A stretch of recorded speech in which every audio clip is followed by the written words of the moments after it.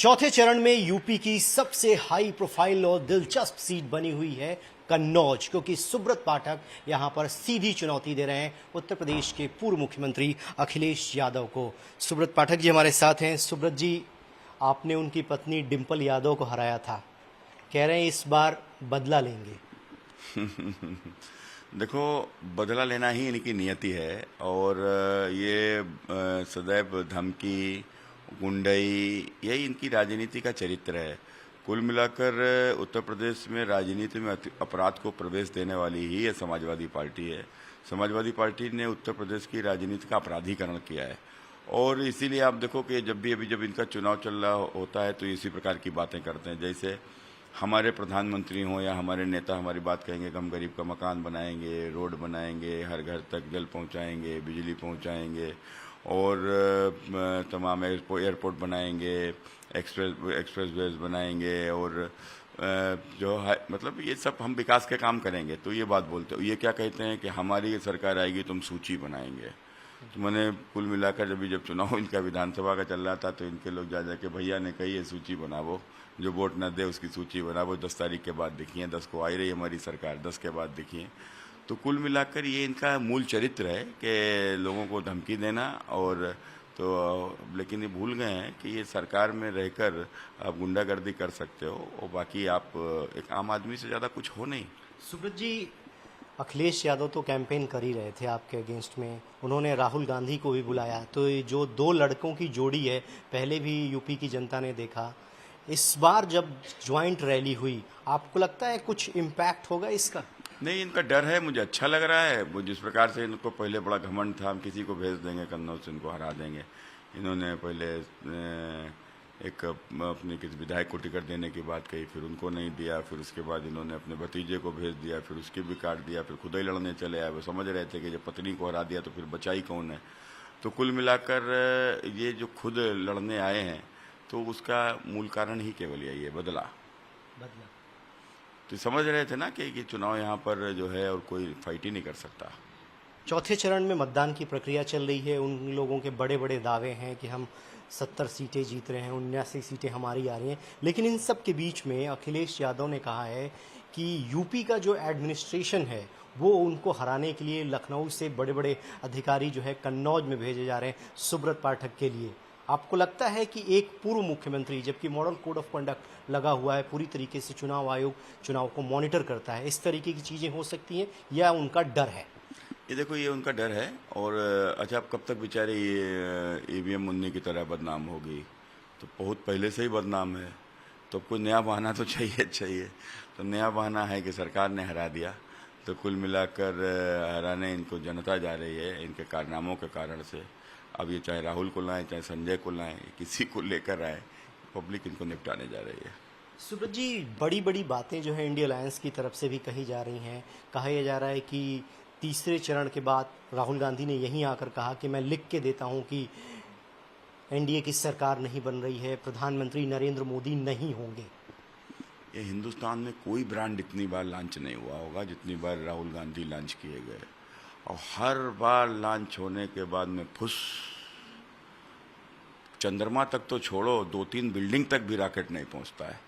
तो कुल मिलाकर एक ऐसे फुस रॉकेट को लिए ये कांग्रेस घूम रही है। तो ये तो बोलता है, क्या क्या ना बोल जाए, कोई भरोसा है? और बोलेगा और 15 दिन नहीं बीतेगा इटली भाग जाएगा कि बाहर चला जाएगा। तो ये सीरियस लोग नहीं हैं, बड़े घरों में पैदा हुए, बाप दादे प्रधानमंत्री रहे, अकूत संपदा है, संपत्ति है, सोने की चम्मच लेकर पैदा हुए हैं। और दूसरा आदमी, वो चूँकि बेचारा अब गरीब परिवार से, बर्तन धोती थी माँ जिसका बाप चाय बेचता था, वो उसका बेटा देश का प्रधानमंत्री बन गया, जिस पद पर केवल गांधी परिवार के लोगों का ही अधिकार है। तुच्छ आदमी आकर बैठ के कैसे बर्दाश्त कर सकता है? तो पीड़ा है उसकी जो बार बार निकलती है। सुब्रत जी, आखिरी 2 सवाल आपसे जानना चाहूँगा। जब आपके नाम का अनाउंसमेंट हुआ यहाँ से, तब समाजवादी पार्टी तय नहीं कर पा रही थी, एक कैंडिडेट दिया गया। उस वक्त आपने कहा था कि यहाँ तो भारत और पाकिस्तान का मैच होगा और मैच दिलचस्प होगा। इस बीच में अखिलेश यादव अब आए हैं। अब मैच का रुख आप किधर देख रहे हैं, क्योंकि अब तो रिजल्ट आएगा, जनता वोट डालेगी भारत की तरफ।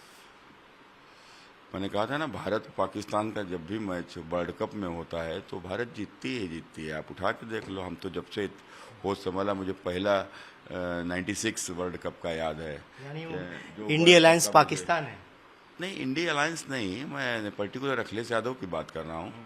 और उसमें इंडिया अलायंस इसलिए भी शामिल है कि ये सब सनातन को ख़त्म कर दो, राम मंदिर के विरोध में वकील खड़ा कर दो, राम मंदिर न बनने पाए उसको लेकर अड़ंगा लगाओ, सुप्रीम कोर्ट में राम कोरी कल्पना रामायण कोरा उपन्यास एक हलफनामा दाखिल कर दो।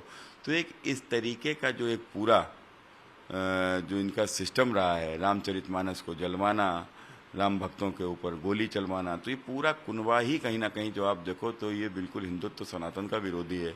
पाकिस्तान भी तो यही है। तो कुल मिलाकर पाकिस्तान में 20% हिंदू आज़ादी के समय का आज 1% से भी कम हो गया। तो ये इनकी भी वही मूल विचारधारा है कि हिंदुस्तान में भी अभी एक नया सर्वे जो एक आया है, उसमें हिंदुस्तान में हिंदू 8% कम हुआ, मुसलमान 45% बढ़ गया है। इन्हीं लोगों के कारण से तो कुल मिलाकर ये जिस प्रकार से यहाँ के ऊपर एक आतंकवादी कट्टरपंथ सोच को जो जन्म दिया जा रहा है, तो उसके कारण से आप देखो कितनी बार भी देखने को आता है कि ज़मीन नहीं है, मकान नहीं है, दुकान नहीं है, रोजगार नहीं है, 2 टाइम सही से खाने को भोजन नहीं है, साहब बच्चे 12 हैं।